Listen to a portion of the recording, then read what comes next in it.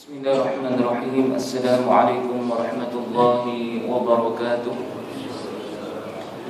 Alhamdulillahi rabbil alamin wa bihi nasta'in wassalatu wassalamu ala asyrafil anbiya'i wal mursalin sayyidina wa habibina wa syafi'ina Muhammadin sallallahu alaihi wasallam wa ala alihi wa azwajihi wa dhurriyyatihi wa ashabihi ومن تبعهم بإحسان إلى يوم الدين سبحانك لا علم لنا إلا ما علمتنا إنك أنت العليم الحكيم قال رب اشرح لي صدري ويسر لي أمري واحلل عقدة من لساني يفقه قولي اللهم فقهنا في الدين وعلمنا من تأويله واهدنا إلى صراطك المستقيم صراط الذين أنعمت عليهم من النبيين والصديقين والشهداء والصالحين وحسن أولئك رفيقا يا أرحم الراحمين أما بعد Alhamdulillah, Alhamdulillah, Alhamdulillah. Segala puji bagi Allah Subhanahu wa ta'ala, Tuhan sekalian alam. Selawat dan salam juga ke atas Nabi junjungan kita Nabi Muhammad sallallahu alaihi wasallam, kepada ahli keluarga baginda, seterusnya kepada para sahabat baginda, dan seterusnya kepada mereka yang mengikuti jalan baginda sehinggalah hari kiamat nanti. Apa khabar tuan-tuan dan puan? Sehat? Alhamdulillah, Alhamdulillah. Saya harap kita semua berada dalam keadaan sihat wal afiyah. InsyaAllah, mudah-mudahan Allah Ta'ala sentiasa memberikan kita kesihatan, keselamatan, keamanan. Allah Ta'ala panjangkan umur kita dalam kita mendekatkan diri kepada Allah Azza wa Jalla. Allah Ta'ala masih memberikan kita peluang untuk hidup di atas muka bumi ini, walaupun tanpa kita minta kepada Dia. Kita tak minta, ya Allah, Kau hidupkan aku besok hari. Pernah kita minta dengan Allah Ta'ala, tapi Allah Ta'ala tetap kejutkan kita. Allah Ta'ala tetap bangunkan kita. Alhamdulillah. Baiklah, tadi Tuan Haji Halim suruh perkenalkan diri sikit. Sebab kali pertama ya, apa pula di hadapan tuan-tuan perempuan ni ya. Okey, baik. Sebut sedikitlah secara ringkas ya. Baiklah. Yang pertamanya saya mengucapkan ribuan terima kasih kepada pihak yang mengundang saya kepada Surau Nurul Ikhlas. Kali pertama saya sampai sini. Saya tahu pasal borong tu selalu juga pergi. Tapi tak tahu ada belakangnya ada rumah, ada surau. Saya tak pasti. Nak masuk jalan tadi pun ikut kuis ya. Dia kata kuis entek. Faham Jawa ni. Dia yang jauh Baik. Nama diberi Ahmad Rijal Ghazali. Boleh panggil Rijal, boleh. Nama pendek ah. Okey, Rijal yang bermaksud lelaki-lelaki. Okey. Kalau rajulun seorang lelaki. Tapi jamak dia, plural dia dipanggil Rijal. Okey. Lelaki-lelaki, mens, ada belakang s. Okey, dilahirkan di Al-Ustaq, Kedah. Macam mana orang Jawa Kedah pula? Okey, ayah saya Jawa, bagian itu mak saya ni orang Kuat Diam, Kedah. Kuat Diam. Ada orang Kedah sini. Ada ramai orang Kedah. Okey, boleh speaking lah. Okey, insya-Allah dibesarkan di Kedah, kemudian meneruskan pengajian di peringkat menengah di Kolej Hafiz Kelang. Kelang sini lah, di Selangor. Kolej Hafiz Kelang. Kemudian menyambung pelajaran ke Mesir setahun dalam ambil jurusan bahasa, ambil metrik lah, orang kata metrik lah anak-anak kita sekarang, matrikulasi, pergi celup sekejap kat Mesir. Kemudian alhamdulillah dapat tawaran meneruskan pengajian BA dalam pengajian Al-Quran dan pengajian Islam di Universiti Islam Madinah Al-Munawwarah. Alhamdulillah 4 tahun di sana. Alhamdulillah dapatlah. Dulu sana tu macam-macam rezeki. Boleh buat haji tu satu hal lah. Okay, nak pergi haji bukan senang buat susah sekarang. 40 tahun kalau berdaftar daripada sekarang. 40 tahun, 50 tahun okay. Apapun alhamdulillah. Kemudian sekarang ni bertugas saya balik tahun 2006. Kemudian saya berkhidmat sebagai seorang guru di Behram. Di Behram, tapi dia panggil dekat situ Sungai Selisih. Masih lagi Selangor lah. Panggil Hulu Selangor kan. Hulu Selangor 2 tahun di sana. Kemudian dapat tawaran 2008 ke Jakim. Sekarang berkhidmat dengan Jakim lah. Di bahagian dakwah 2 tahun sampai 2010. Kemudian berkhidmat sekarang daripada 2010 sampai sekarang di Masjid Tuanku Mizan dan Abidin, Masjid Besi orang Masjid Besi Putrajaya. Itu mudah sekali lah. InsyaAllah tuan-tuan pun mungkin ada yang sampai ke sana, tapi mungkin tak jumpa saya, mungkin tak kena saya jadi giliran imam, sebab kita ada 11 orang imam sana. Sebelah orang imam, tapi semua buat lah. Bukan imam semata-mata lah, bukan imam masuk subuh lepas tu boleh balik rumah, tidak lah. Dia office hour macam biasa, pukul 7.30, pukul 4.30, pukul 8 sampai pukul 5, 8.30 sampai 5.30, sama macam office hour. Waktu bekerja tu Isnin sampai Jumaat. Sabtu Ahad pun tidak lekang daripada kerja. Saya pun Sabtu Ahad ni ada program kursus imam, saya buat di sana lah, dengan kursus haji lagi dan sebagainya lah. So kata rumah pertama saya ialah Masjid Tuanku Mizan. Banyak duduk masjid daripada duduk di rumah sendiri lah. Saya boleh kata gitulah. Boleh tanya isteri saya. Kadang-kadang merungut juga orang perempuan ni, biasalah kan. Tapi apa nak buat, itulah tugasan yang diamanahkan kepada saya. Ataupun kita sama-sama lah. Itu juga tuan-tuan perempuan, insyaAllah. Saya kira Alhamdulillah sangat ramai jemaah pada hari ini. Memang macam ni selalu buat, InsyaAllah lah. Setiap subuh, bukan subuh hari Sabtu Ahad aja lah. Saya bekerja pun saya kira lebih ramai daripada ni lah, InsyaAllah kan. Nak pergi kerja, bangunlah InsyaAllah okay. Itulah. Baiklah tuan-tuan perempuan, sidang hadirin hadirat yang dirahmati Allah Subhanahu Wa Taala. Saya diberikan amanah untuk bersama dengan tuan-tuan perempuan, sekiranya ada peluang dan ruang dan Allah Taala bagi kesempatan kepada saya, insya-Allah akan bersama dengan tuan-tuan perempuan setiap bulan pada minggu yang pertama, hari Sabtu, insya-Allah bermula pada bulan inilah. Tapi bulan depan tu saya rasa macam tak ada pula. Saya pergi menunaikan umrah, insya-Allah. Mudah-mudahan tuan-tuan perempuan doakanlah. Saya pergi 29 Mac, saya balik 8 hari bulan April tak silap saya. So minggu pertama tu Sabtu tak sempat lagi saya balik, 11 hari saya pergi, insya-Allah bersama dengan keluarga. InsyaAllah, Alhamdulillah, itu rezeki dah saya dapat 3 tahun berturut-turut mengerjakan umrah. Setelah berapa tahun saya balik, daripada 2006 sampai 2013, 7 tahun tak pergi. Okay, rindu juga nak pergi sana. Tapi Alhamdulillah, 2 tahun lepas saya bawa jemaah. Tahun ni bawa keluarga dah pula. Jadi tak nak jadi mutawif. Biasa jadi mutawif ni pergi seorang je, tak banyak. Okay, Alhamdulillah. Baik, sidang hadirin hadirat yang dirahmati Allah Subhanahu Wa Taala. InsyaAllah saya tak tahu apa yang nak mengajar tuan-tuan perempuan, apa yang saya nak kongsikan kepada tuan-tuan perempuan. Tapi saya ada terpetik satu buku yang saya kira insyaAllah banyak mutiara-mutiara yang kita boleh kongsikan. Iaitulah tajuk kitabnya Minhajul Abidin. Satu kitab yang dikarang oleh Imam Al-Ghazali.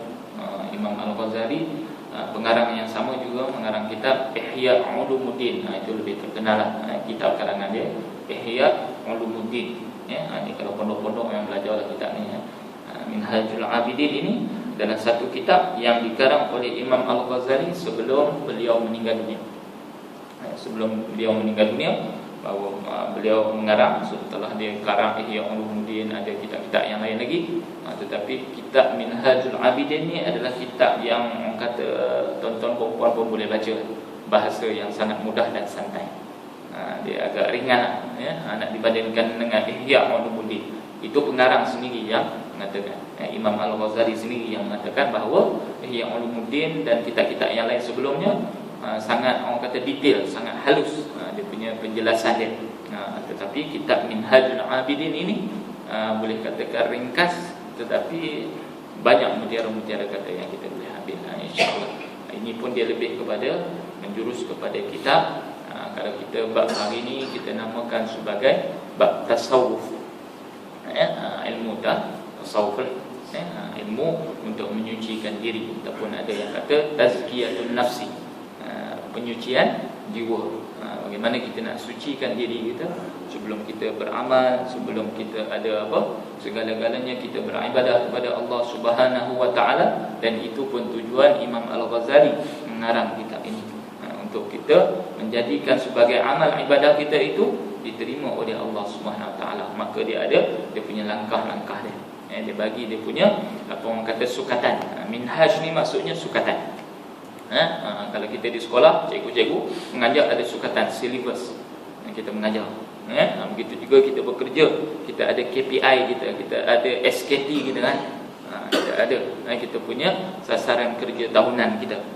Begitu jugalah dalam bidang kerja sekalipun, swasta dan sebagainya, mesti kita ada target.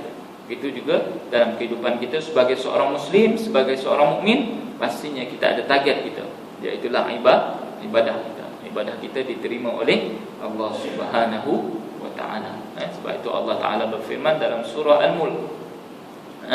Dalam surah Al-Mulk, Allah Ta'ala kata, Tabarakalladzi biyadihil mulku wa huwa ala kulli syai'in qadir, alladzi khalaqal mauta wal hayata liyabluwakum ayyukum ahsanu amala. Siapakah yang sebaik-baik dia punya amalan? Allah tak tengok dari sudut kita punya apa orang kata personality kita.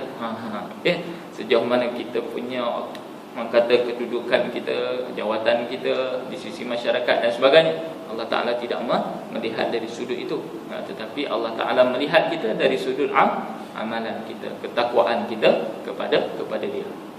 Itu yang penting sekali. Sebab itu Imam Al-Ghazali mengarang kitab ini supaya kita mudah-mudahan Allah Subhanahu Wa Taala pandu kita, mudah-mudahan kita dapat beribadah dengan sebenar-benarnya, ibadah yang diterima di sisi Allah Subhanahu Wa Taala, insya-Allah.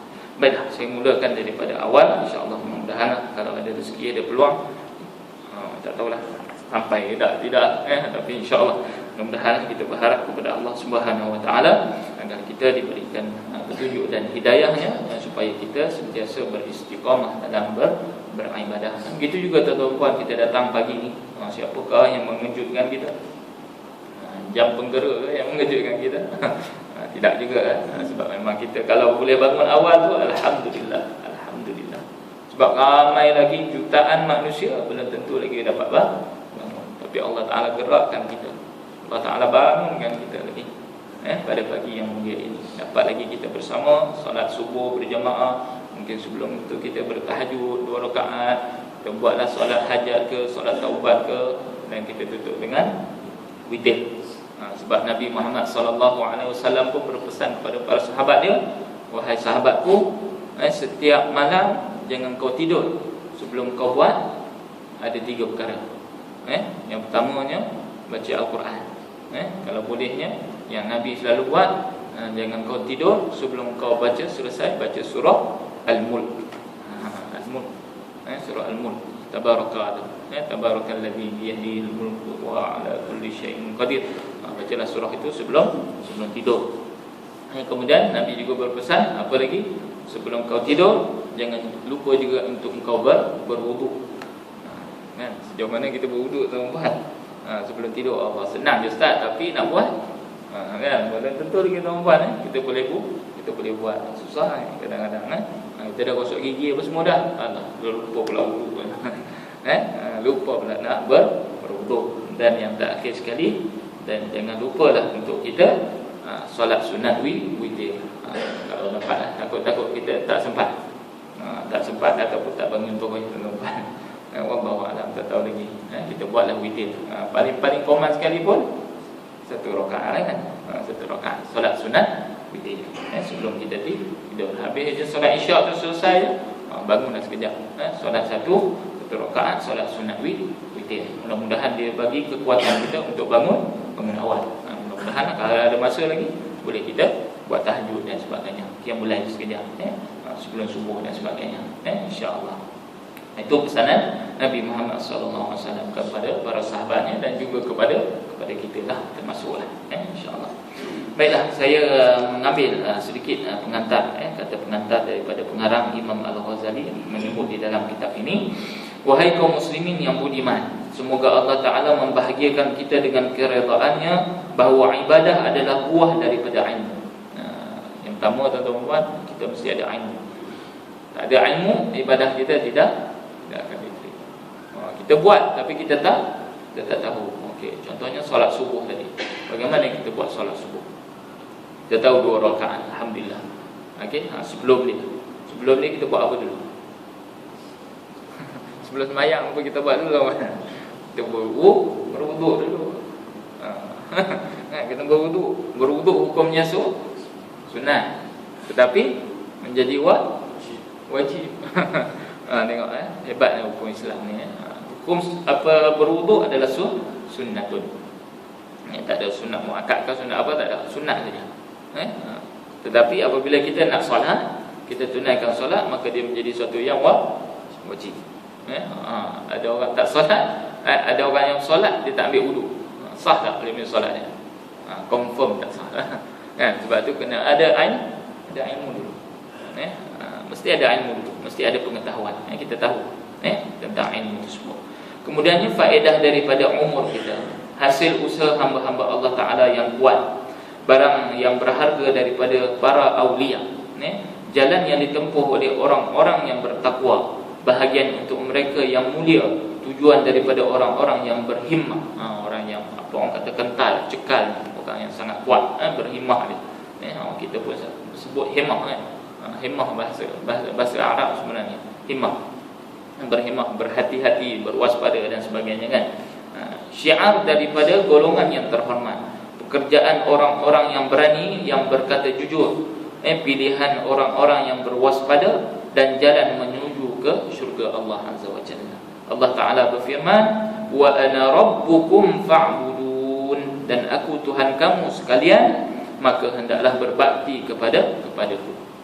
Fa'budun, dalam kita beribadah kepada Allah, kepada aku, Allah Azza wa Jalla disebut di dalam Al-Quran. Allah juga berfirman, inna hadza kana lakum jazaa'an wa kana sa'yukum mashkura. Ini adalah ganjaran bagi kamu atas usaha kamu yang bersyukur. Ganjaran orang-orang yang bersyukur, maka dia akan masuk ke dalam syurga Allah Azza wa Jalla. Sebab itu Nabi kita, Nabi Muhammad sallallahu alaihi wasallam, saya apabila sebut Nabi tuan-tuan, saya tak tahulah, sebab mungkin saya lama di sana 4 tahun. Okey, apabila kita sampai ke sana, kita bagi salam, assalamualaikum ya Rasulullah, assalamualaikum ya Habibullah. Kita bagi salam, kita pergi umrah, kita pergi haji. Tapi sejauh mana tuan-tuan, sejauh mana kita boleh melaksanakan apa yang ditinggalkan oleh Nabi Muhammad sallallahu alaihi wasallam? Dia meninggalkan banyak hadis-hadis dia, sunnah-sunnah dia, banyak kitab-kitab ulama mengarangnya, Syama'il Muhammadiyah dan sebagainya. Tapi sejauh mana kita membaca sirah Nabi Muhammad sallallahu alaihi wasallam? Sejauh mana kita mengenali Nabi kita Muhammad sallallahu alaihi wasallam? Sebab itu tuan-tuan, kita perlulah kita mencontohi. Tak ada orang yang lebih utama, tak ada orang yang lebih boleh kita jadikan contoh dalam kehidupan kita melainkan Nabi kita, Nabi Muhammad sallallahu alaihi wasallam. Sebab itu Nabi ajar kita banyak doa. Banyak doa Nabi ajar yang kata ada dalam hadis. Banyak doa Nabi. Doa Nabi secara ringkas. Doa Nabi dia ringkas tapi padat. Contoh saya bagi satu yang kita boleh amalkan, tuan-tuan perempuan pun boleh amalkan, insya-Allah, mudah-mudahan. Mungkin dah baca dah selama ini, alhamdulillah. Dalam hadis yang diriwayatkan oleh Imam Muslim. Imam Muslim, apa Nabi berdoa yang saya juga baca pada pagi tadi, Allahumma ati nafsi taqwaha. Boleh sama-sama kita baca tuan-tuan. Allahumma ati nafsi taqwaha wa zakkiha anta khairu man zakkaha anta waliyuha wa maulaha. Baik, apa maksud dia tuan-tuan? Boleh tengoklah ni dalam hadis Muslim, boleh tengok dalam apa karangan-karangan buku-buku, doa-doa pilihan dan sebagainya ada. Apa doa ni? Doa-doa pilihan. Allahumma ati nafsi, ya Allah, bagikanlah pada jiwa aku ini, bagikanlah pada diri aku ini taqwa, ketakwaannya. Allah Ta'ala yang boleh bagi kepada diri kita takwa. Maksudnya Allah Ta'ala tunjukkan kita jalan untuk bagaimana kita nak dapat takwa, bagaimana kita nak tambah iman kita, bagaimana kita nak tambah ilmu kita. Tidak lain dan tidak bukan kita datang majlis ilmu. Alhamdulillah, salah satu faktor penyebab yang mungkin kita boleh sedarkan diri kita, bagi motivasi pada diri kita, daripada baca Al-Quran, baca hadis-hadis Nabi Muhammad SAW, baca sirah-sirah Nabi, baca sirah-sirah Rasul, baca sirah-sirah para sahabat dan sebagainya. Ini boleh memberikan kita jalan untuk kita sampai kepada takwa. Wa zakkiha, dan engkaulah yang boleh bersihkannya. Anta khairu man zakkaha, kerana engkaulah sebaik-baik yang boleh membersihkan jiwa kita, diri kita. Allah Ta'ala yang mencipta kita, Allah Ta'ala yang orang kata memurniakan kepada kita hati, adanya segala anggota badan dan sebagainya. Maka Allah Ta'ala juga yang sebaik-baik boleh memberikan kita ketakwaan. Kita minta dengan Allah Ta'ala supaya Allah Ta'ala bagi kita takwa. Allahumma amin. Wa zakkiha anta khairu man zakkaha anta waliyuha, dan engkaulah yang melindunginya, engkaulah yang memimpinnya. Wali, sebab itu kita sebut wali Allah, kan? Sebab apa kita sebut wali Allah, tuan-tuan? Sebab wali Allah ini dipimpin oleh Allah SWT. Dia terpimpin, dia terpimpin oleh Allah Azza wa Jalla. Sebab itu kita bagi gelaran waliullah, orang yang boleh melindungi kita, orang yang boleh memimpin kita, iaitulah Allah Azza wa Jalla. Anta waliyuha wa maulaha, dan engkaulah yang memilikinya. Diri kita ni tak ada siapa tuan-puan yang memiliki. Kita buat segala-galanya mungkinlah kehendak kita, atas pilihan kita, tetapi semuanya berdasarkan kepada Allah Azza wa Jalla, izin Allah Azza wa Jalla. Kita datang ke masjid, kita boleh bangun pagi ni, kita boleh melihat anak-anak kita, kita boleh melihat keluarga kita, semuanya dengan izin Allah Azza wa Jalla. Kita dapat pergi bekerja, alhamdulillah, Allah Ta'ala bagi kita rezeki, Allah Ta'ala bagi kita pekerjaan, dan sebagainya lah. Maka itu semua dengan izin Allah Ta'ala. Usaha kita, wa hadainahun najdain, Allah Ta'ala berfirman, wa hadainahun najdain, dan kami tunjukkan kepada manusia itu an-najdain, dua jalan, satu jalan takwa dan satu jalan kekufuran. So kita pilih lah, kita nak pilih jalan takwa ataupun jalan sebaliknya, jalan kekufuran. Nauzubillah, yang kita minta dijauhkan. Baik, kemudian masalah ibadah ini cukuplah untuk menjadi bahan pemikiran kita daripada awal hingga tujuan akhirnya yang sangat dicita-citakan oleh para penganutnya. Kita sebagai seorang Muslim, apa lagi kita nak buat? Pastinya kita nak amal ibadah kita diterima di sisi Allah Azza wa Jalla. Kan? Kita buatlah daripada mungkinlah umur kita 7 tahun dulu, mak ayah kita ajar kita solat. Mungkin kita pergi ke surau, ke masjid pun kita duduk berlari bawah. Kalau zaman saya lah, saya ingat lagi, saya duduk pergi surau pun, pergi masjid pun, bukannya nak semayang sangat, tapi tak apalah, ayah saya bawa juga pergi ke sana. Dan setiap kali waktu solat, ayah saya kena pastikan, kalau ayah saya bekerja, kan jiran-jiran dulu kan lain, nampak tak anak aku pergi ke surau, kan? Dia tanya pula jiran kita, jiran kita sekarang tak tahulah macam mana, kan? Macam tu sekali. Kalau tak nampak dekat surau, siap balik. Itu ayah saya punya style lah. Didikan dia begitu, kan? Tiap-tiap kali waktu solat, mesti kau ada dekat surau. Tak kira lah kau pergi mana sekalipun, pergi shopping ke, pergi main ke dan sebagainya, mesti ada. Itu ayah saya yang terapkan gitu, supaya kita menjaga solat kita. Solat kita sangat-sangat penting. Sebab solat kita tak lepas, tuan-puan, amalan kita tidak akan diterima. Sebab tu solat, pergilah ke mana majlis ilmu pun yang membicarakan tentang solat, tak apa, belajar balik bab solat. Jangan malu-malu, belajarlah. Sebab kita, bila terakhir kita belajar solat? Boleh tuan-tuan ingat, bila last kali saya belajar solat? Bila last kali saya fahami tentang kalimah-kalimah yang saya baca dalam solat? Boleh tuan-tuan. Itu kan bagaimana kita nak dapat khusyuk. Daripada solat subuh tadi, berapa banyak yang kita khusyuk, tuan-tuan, daripada yang tak khusyuk? Boleh saya tanya tuan-tuan, banyak mana boleh bagi peratusan yang khusyuk daripada tak khusyuk? Sikit ke banyak? Sangat sikit. Ya, sebab itu sangat susah. Allah Taala sebut qad aflahal mu'minun alladzina hum fi salatihim khashi'un. Dalam surah Al-Mu'minun ayat yang kedua, alladzina hum fi salatihim khashi'un. Mereka yang solatnya, di dalam solat mereka itu khasyik, khusyuk. Kita duk ingatlah nak beli apa-apa ni sarapan pagi kan. Kan? Nak beli nasi lemak ke, nak beli roti canai ke kan. Nasi kabu ke. Ada belakang kan. Yang ibu-ibu pula apa nak masak ni nanti balik. Kan? Kantong koi ke. Kan? Fikir macam tu lah. Tadi kunci letak kat mana lah. Itu dia. Handphone tadi mana handphone nak saya, handphone pun tak bawa. Okey, handphone dalam kereta tinggal kan. Macam-macam lah. Macam-macam kita fikir serabut kepala kita tu. Dalam solat.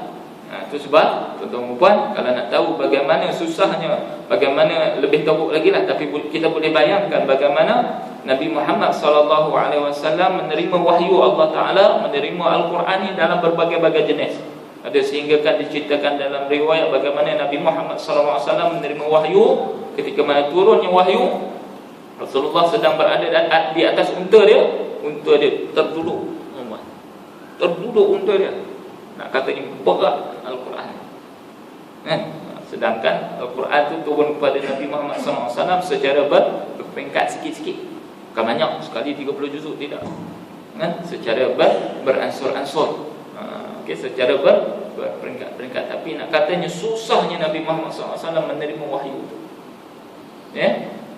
Kalau boleh bayangkan dalam kehidupan kita tuan-tuan, saya cabarkan tuan-tuan, saya cabarkan tuan-tuan, boleh buat? Kalau boleh buat lah, alhamdulillah kalau boleh buat. Cuba tuan-tuan, saya tolak ayah-ayahanda saya, kekanda saya, abang-abang saya, adik-adik saya ni, tolak jadi imam depan. Jadi imam. Tak apalah, salat subuh lah paling senang kita 2 rakaat kan, paling sikit. Agak-agak macam mana tuan-tuan? Getau tak getau? Kalau yang tak biasa getau tau kan.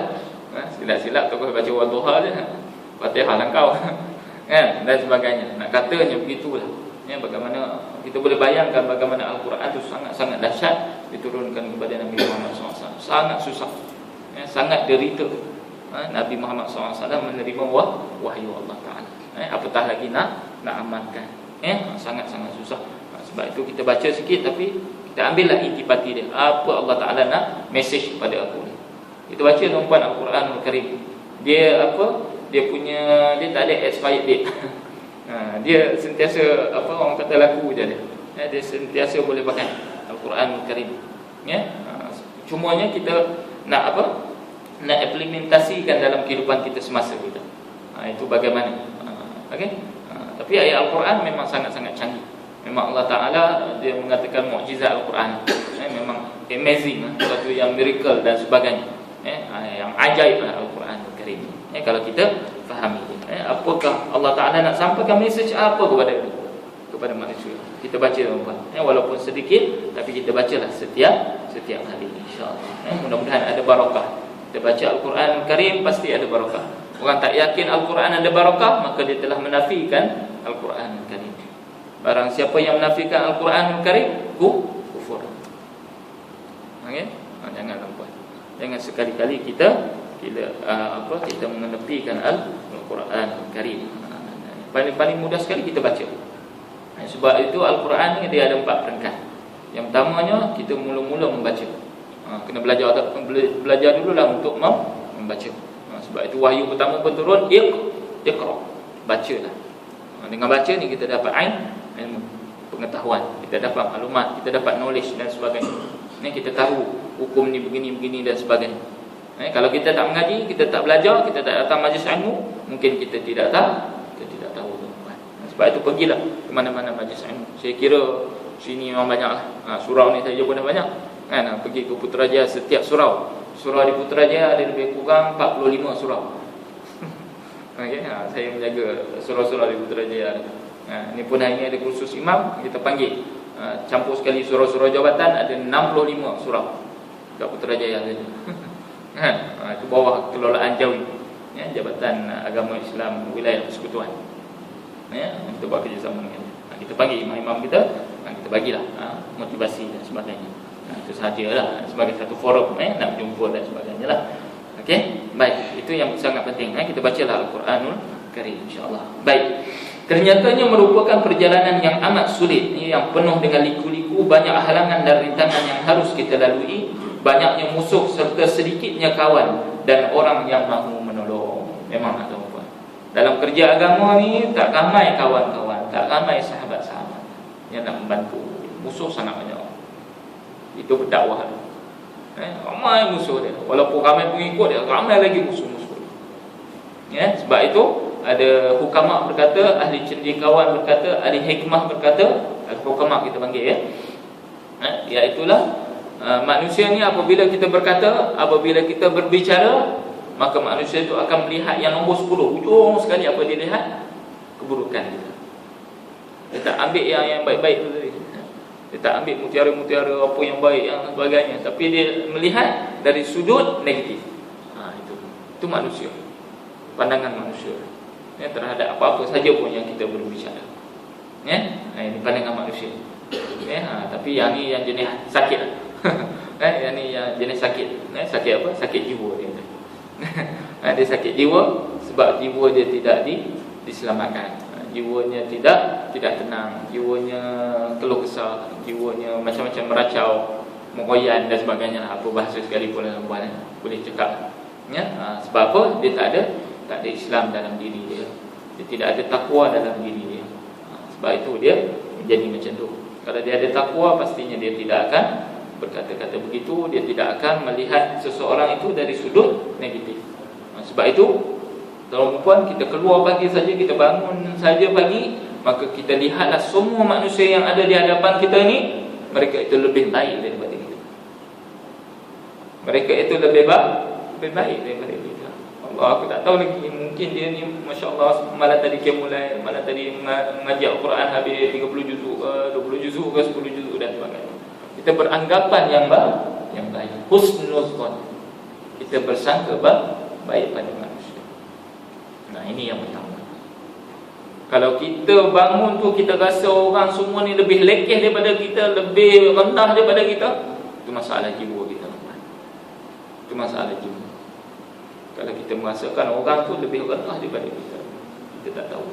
Sebab itu kita kena bersangka baik. Kita sentiasa menjadi orang yang positive thinking, orang yang sentiasa berfikiran positif ke hadapan. Jangan kita menjadi orang yang duk cari salah orang, duk nak gam orang dan sebagainya. Jangan apa. Ini mencari kesalahan orang. Kesalahan kita tak tahu ni. Sebab itu kita kena tengok kelemahan diri kita dulu. Apa diri kita. Sebab itu kalau kita sebagai seorang suami, bagaimana kita suami? Mungkin isteri kita tak dengar cakap kita, mungkin kita dulu yang salah. Kita perlu bertaubat dulu kepada Allah Azza wa Jalla. Kita perlu beristighfar kepada Allah Taala. Mungkin salah aku begini, kau bagi isteri aku begini.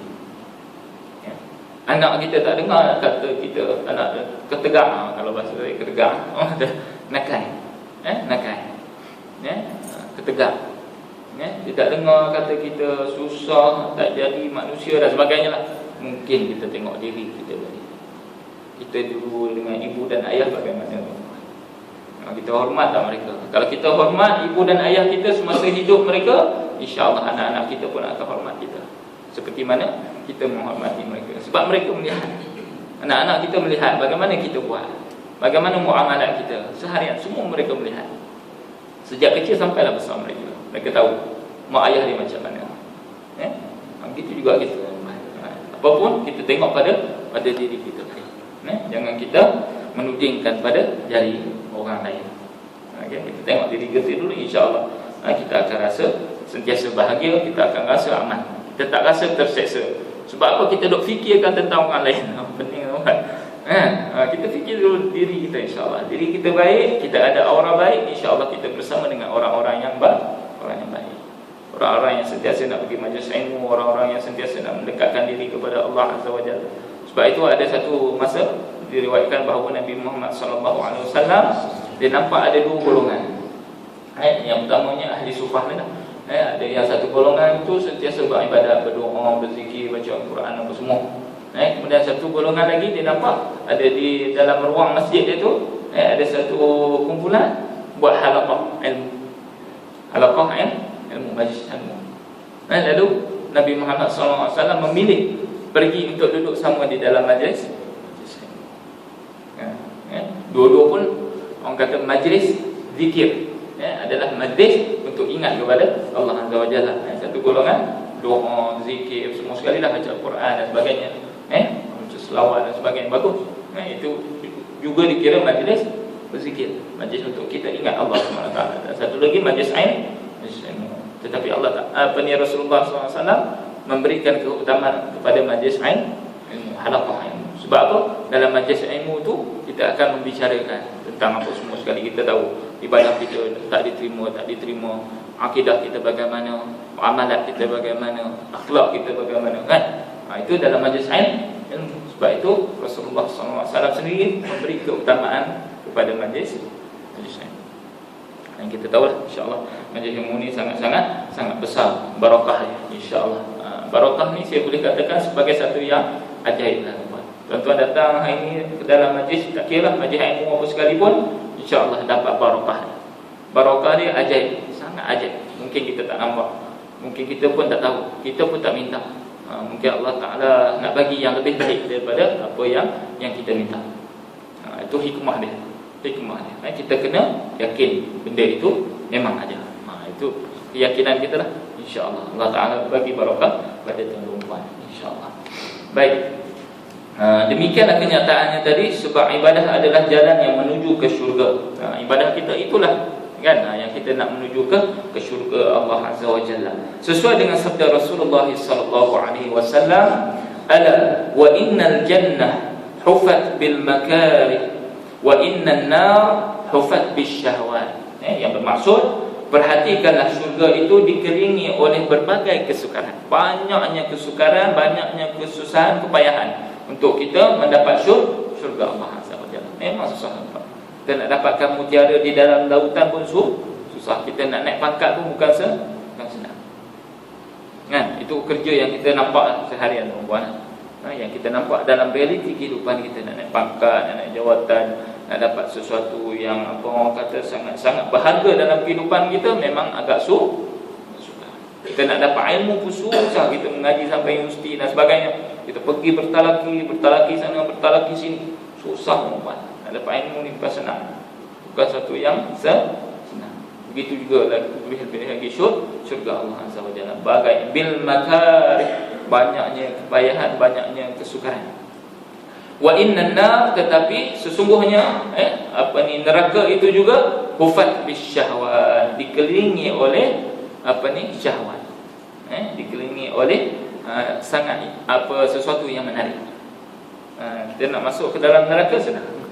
Okey, sebab kita pergi ke mana-mana yang orang kata yang boleh memberikan keseronokan kepada kita, insya-Allah kita dapat ada punya pahala. Okey, mungkin di dunia lah kita rasa dalam kehidupan seronoklah pergi ke tempat ni dan sebagainya.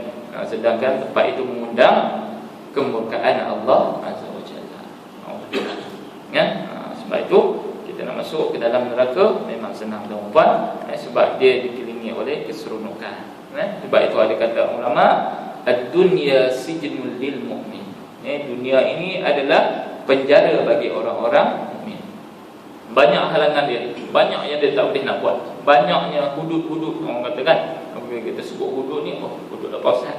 Okey, hudud ni maksudnya batasan-batasan, sempadan-sempadan yang perlu kita, yang tak boleh kita buat dan sebagainya.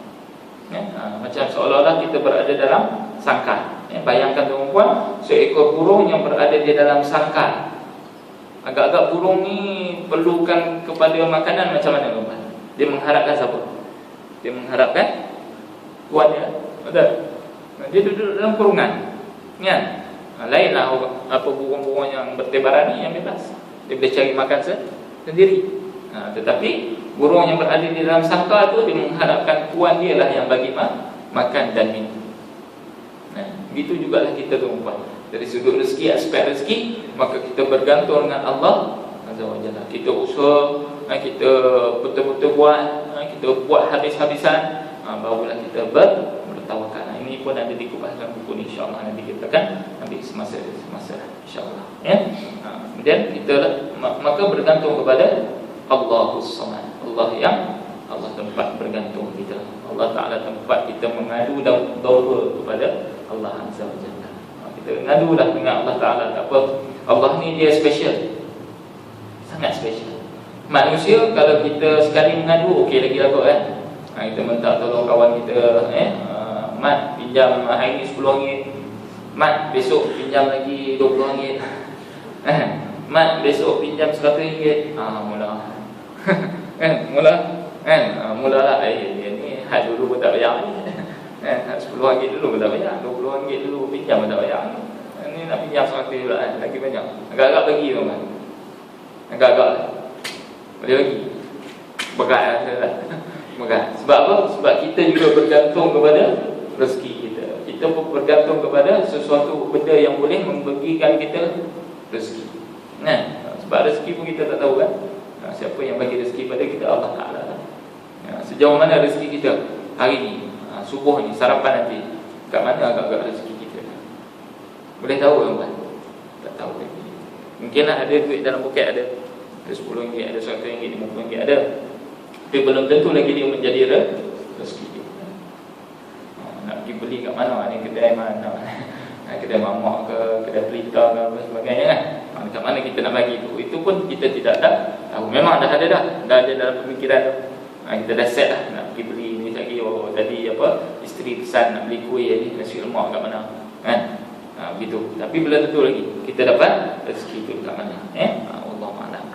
Okey, baik. Kemudian Rasulullah SAW juga bersabda, ala wa innal jannata haznun bi rabwati, ala wa innan nar sahlun bi sahwatin. Perhatikanlah, sesungguhnya jalan ke syurga itu penuh dengan rintangan, penuh dengan haznun. Haznun ni sesuatu yang membimbangkan, sesuatu yang menggelisahkan.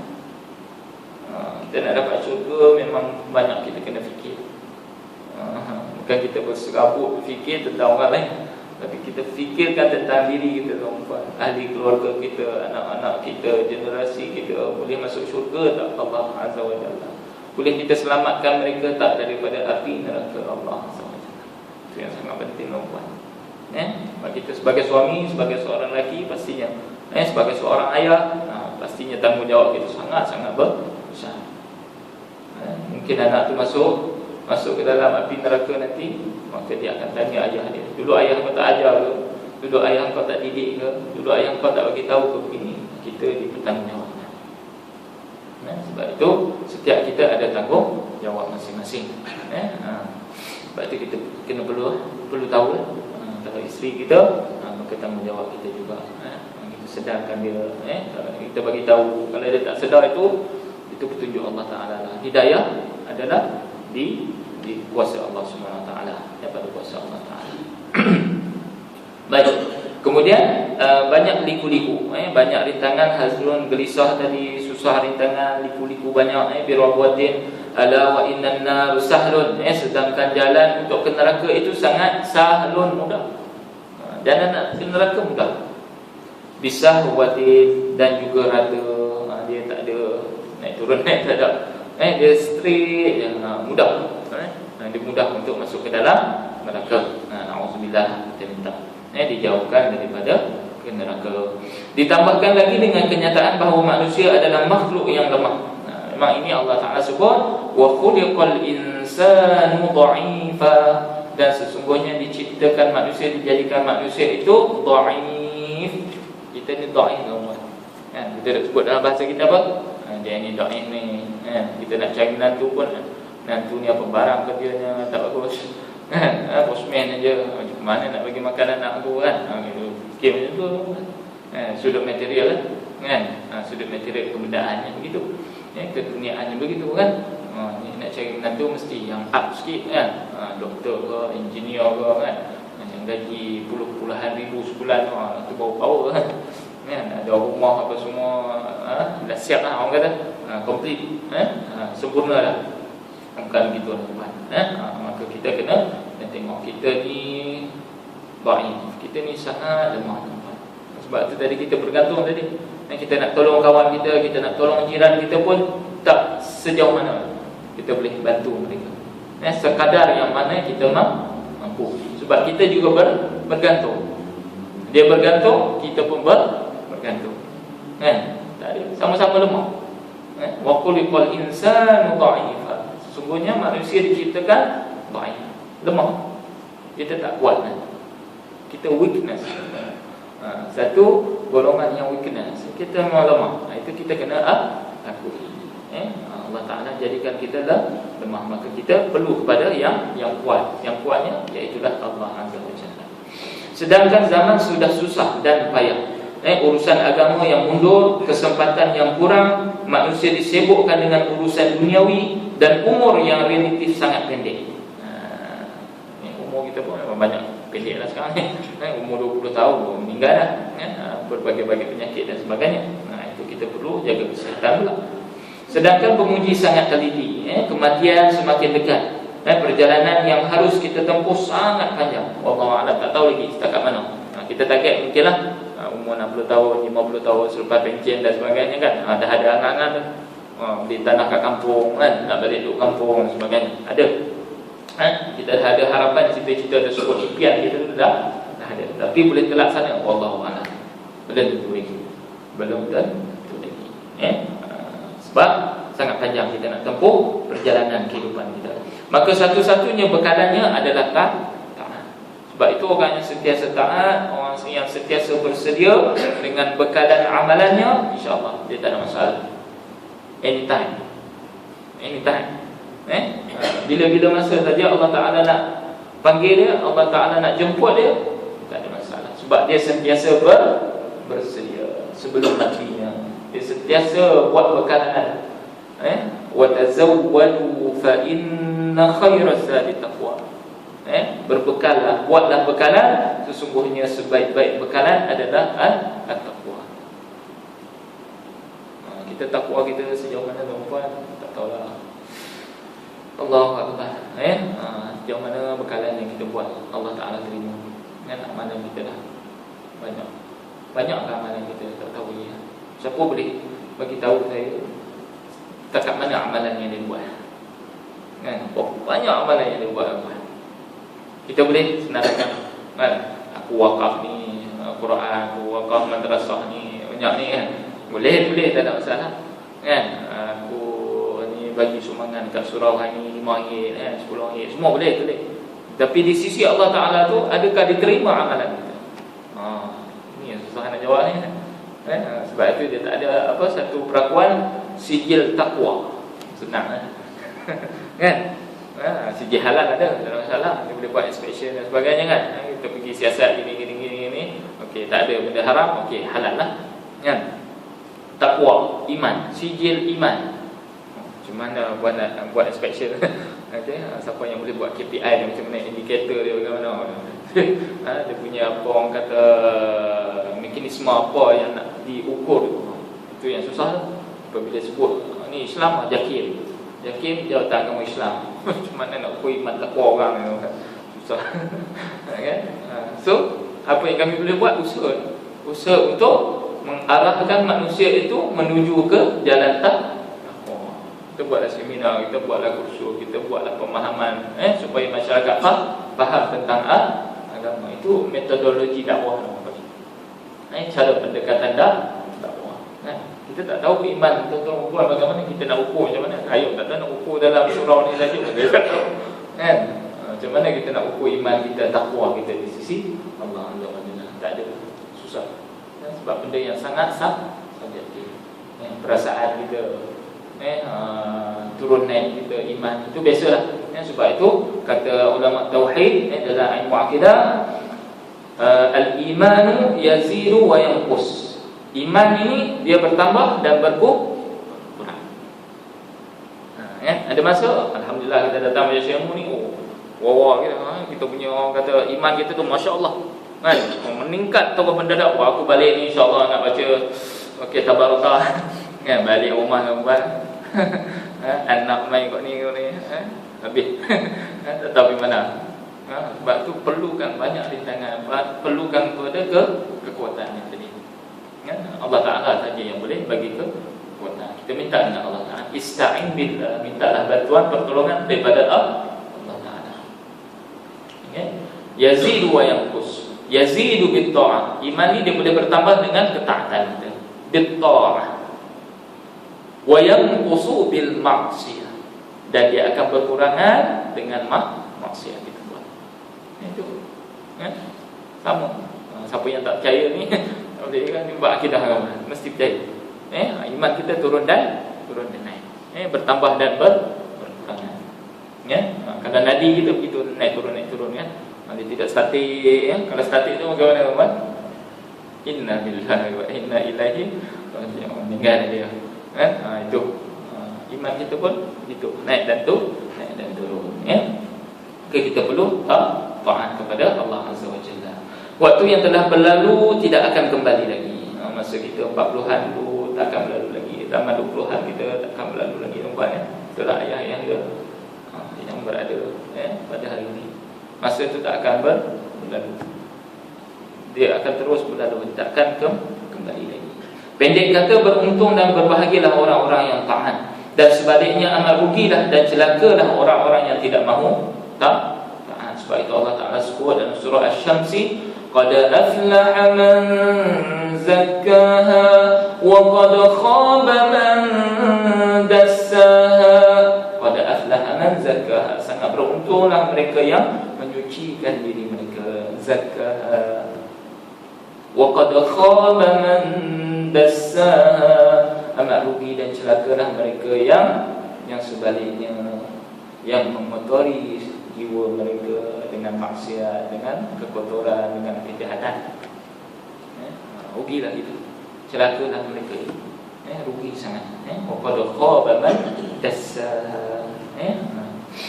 Mengingat masalah sulit dan risiko yang dihadapinya besar, maka jarang sekali orang menempuh jalan tersebut. Bahkan di antara orang-orang yang telah menempuh jalan itu pun sangat sedikit yang benar-benar menjalankan. Sedikit sangat perempuan yang boleh mereka ini selamat dalam kehidupan duniawi mereka. Sangat-sangat sedikit perempuan. Kita tak tahu, sebab itu ada apa kata hukama juga, ramai manusia pada hari ini dia mati sebelum dia mati, dan dia hidup setelah dia mati. Dia faham tak kawan? Falsafah sikit lah. Falsafah sikit. Manusia itu mati jiwanya, mati hatinya, mati pemikirannya semasa hidup mereka. Dia tak mati lagi di tengah hidup ni, tapi mati segala-galanya. Kita tengok anak bangsa kita, kita tengok apa masyarakat kita, bagaimana pemikiran mereka. Senang je kita nak ukur. Contoh saya bagi kita ada 1.6 bilion manusia, 1.6 bilion umat Islam di dunia. 1.6 bilion umat Islam di dunia. Hanya 500 ribu orang kaum Yahudi. Tetapi siapa yang menguasai dunia? Tengok Yahudi. Sikit bilangan dia, kecil. Orang kata sekelompok yang kecil, 1.6 bilion dengan 500 ribu orang, setengah juta. Jauh beza bukan? Tetapi kita melihat bagaimana. Saya ambil contoh di Amerika. Di Amerika ada beberapa buah universiti nak dibandingkan dengan Malaysia. Okey, Malaysia siapa ada bicara hari ini? Ada beberapa universiti, campur sekali lah swasta dengan kerajaan ni. Agak-agak ada 50. Ada kot kan? 100 tak banyak. Ada kan? Berkurang lah. Katalah letaklah 60-70. Di Amerika Syarikat ada beberapa universiti, college. Jauh beza, 2,000. 2,000 nak lawan dengan apa? Kita punya setakat 50-60 ni jauh. Itu sudut ilmu je tu. Baru tengok dari sudut ilmu, sangat jauh perbezaan. Dari sudut ilmu, kata dari sudut intelektual kita, pemikiran kita dan sebagainya. Sebab itu kita sangat-sangat lemah cetek ilmu dan sebagainya. Saya tak nafikan itu, memang. Maka kita perlu bagaimana ni majlis ilmu kita, alhamdulillah, insya-Allah semarak kita punya surau-surau kita, masjid-masjid kita, alhamdulillah ada majlis-majlis ilmu. Dan saya nak offer kepada tuan-tuan, siapa yang ada kesempatan, mungkin ada ruang dan sebagainya. Satu lagi kelas pengajian yang kita adakan di Masjid Besi, insya-Allah masih lagi dibuka besok hari Ahad. Kita buat sijil eksklusif Al-Quran dan As-Sunnah dengan usi. Bayaran dia RM600 untuk 6 bulan. RM600 6 bulan. Ni saya offer. Ada lagi, ada kekosongan lebih kurang dalam, tak banyak lah, 10 lagi kot ada, lebih kurang itulah. Sebab kita terhad kepada 80 orang saja. Kelas ni baru bermula minggu lepas, 1 hari bulan. Ni masuk minggu kedua lah besok. Kalau tuan-puan ada masa, boleh, InsyaAllah. Kalau nak pergi masuk USIM tu kan, lain pula kan. Kalau anak-anak kita belajar USIM kan, ni kita ambil, orang kata tak payah puasa lah. Lebih kurang lah. Dia macam kuliah umum ni lah, tapi dia berbentuk formal lah. Dia ada sukatan dia. Boleh, tuan-puan boleh mengambil tempat bahagian. Kalau nak lebih lanjut lagi, tengok dalam laman web Masjid Besi, Masjid Tuanku Mizan dan Amili. Boleh, dekat situ ada. Masih ada lagi lah. Setakat semalam yang saya dapat maklumat, ada lagi kosongan insyaAllah. Tapi tak banyak lah, tak banyak. Boleh war-warkan, sampaikan kepada siapa-siapa, jiran-jiran tuan-tuan, sampaikan. Siapa yang berminat, sijil eksklusif, eksekutif, bukan eksklusif, eksekutif Al-Quran dan As-Sunnah, InsyaAllah bersama dengan USIM. USIM, semua pensyarah semua daripada USIM. Itu kita buat dengan UKM hari ni, tapi dah penuh. Itu pengajian syariah. So kita buat buat sini pun boleh buat. Saya kira panggil siapa-siapa mengajar secara, ada orang kata silbus lah. Kita belajar tu secara formal orang kata.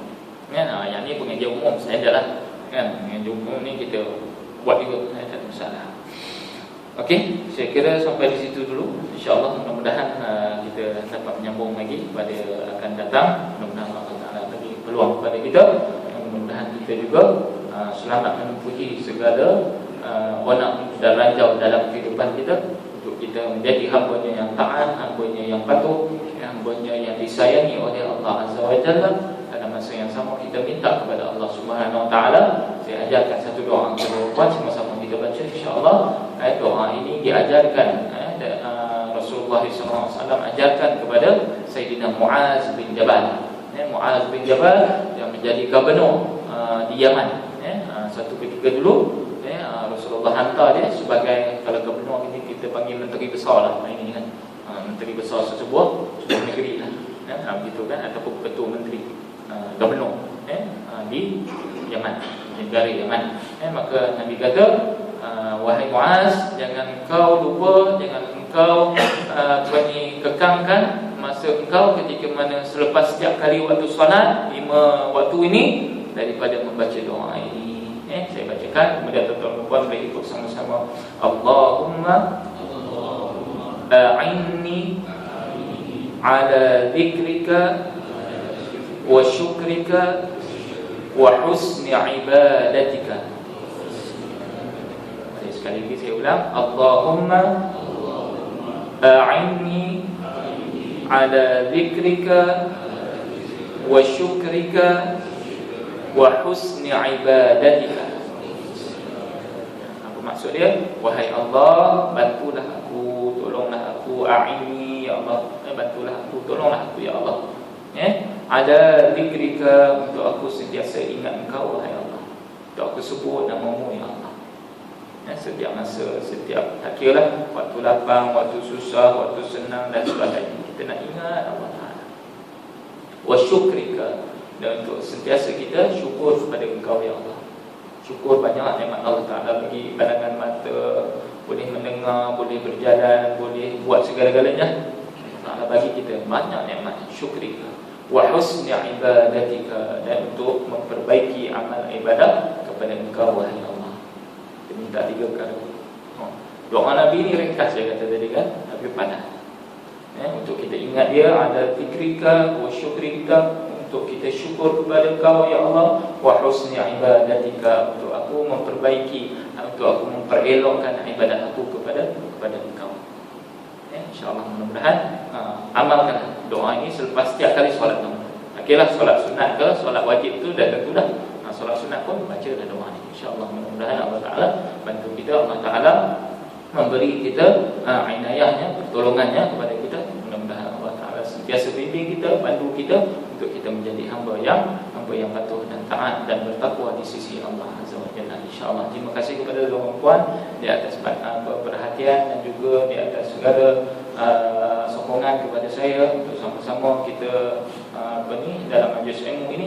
InsyaAllah mudah-mudahan kita mendapat keampunan daripada Allah Azza wa Jalla, kita mendapat rahmat daripada Allah Subhanahu wa Ta'ala, kita mendapat juga barakah daripada kehidupan kita insya-Allah. Dengan majlis ilmu ini sedikit kita punya amal kebajikan yang kita laksanakan ini menyelamatkan kita, ahli keluarga kita daripada azab api neraka dan dimasukkan kita ke dalam syurga Allah Azza wa Jalla, insya-Allah. Amin amin ya rabbal alamin. Insya-Allah kita sudahi dengan bacaan doa.